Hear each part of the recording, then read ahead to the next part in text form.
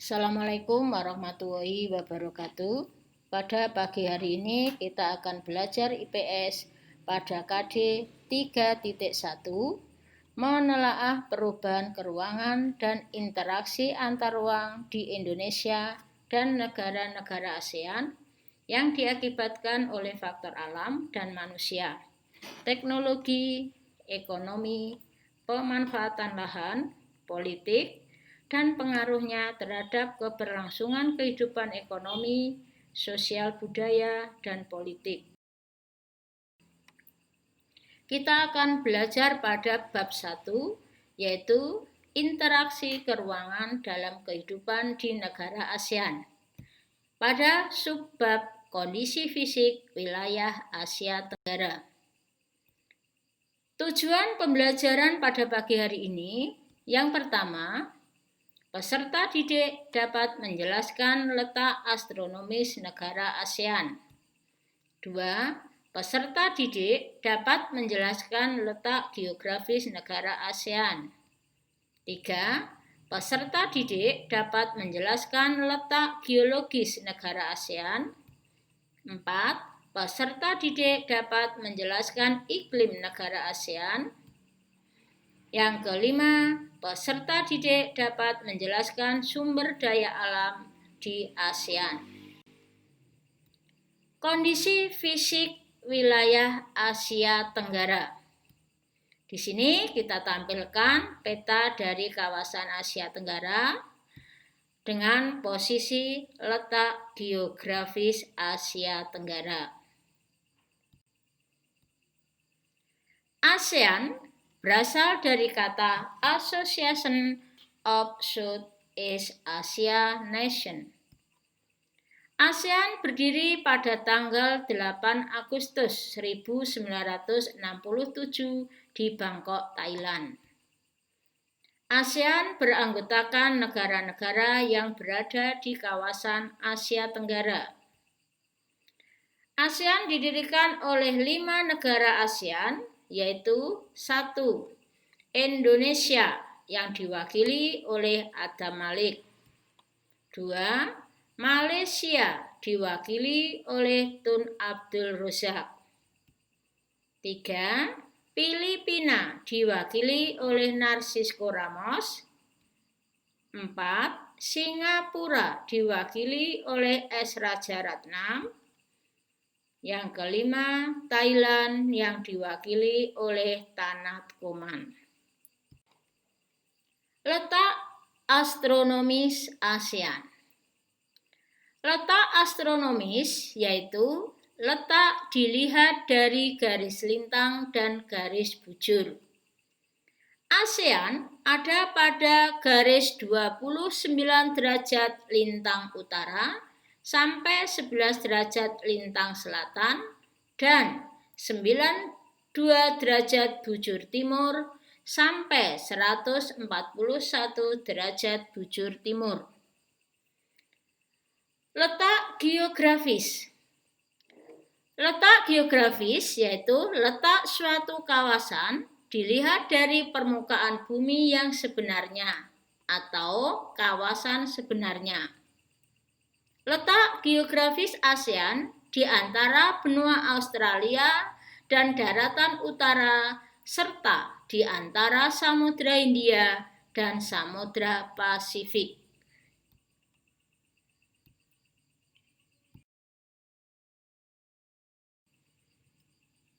Wilayah geografis ASEAN. Yang pertama, wilayah daratan yang terletak di Asia yaitu daratan yang berbentuk semenanjung atau semenanjung Asia Tenggara. Asia Tenggara daratan terdiri dari Myanmar, Thailand, Kamboja, Laos, Vietnam, dan Malaysia Barat. 2. Daratan yang terletak di kepulauan berupa gugusan kepulauan yang dipisahkan oleh daratan Asia yang dipisahkan laut dan selat, yaitu Singapura, Filipina, Indonesia, Malaysia Timur, Brunei Darussalam, dan Timor Leste. Batas-batas wilayah ASEAN. Batas sebelah utara adalah negara Cina. Batas sebelah selatan, negara Timur Leste, benua Australia, dan Samudra Hindia. Batas sebelah timur, Papua Nugini, dan Samudra Pasifik. Sedangkan batas barat, India, Bangladesh, dan Samudra Hindia. Luas daripada wilayah ASEAN. Luas keseluruhan ASEAN kurang lebih adalah 4.512.802 km persegi. Dari sekian luas, negara ASEAN terluas adalah Indonesia, yaitu memiliki luas 1.922.570 km persegi. Sedangkan negara kawasan ASEAN yang memiliki wilayah paling sempit adalah Singapura, yaitu 618 km persegi. Letak geologis. Letak geologis negara ASEAN, Asia Tenggara ada pada jalur pegunungan muda Sirkum Pasifik dan Sirkum Mediteran.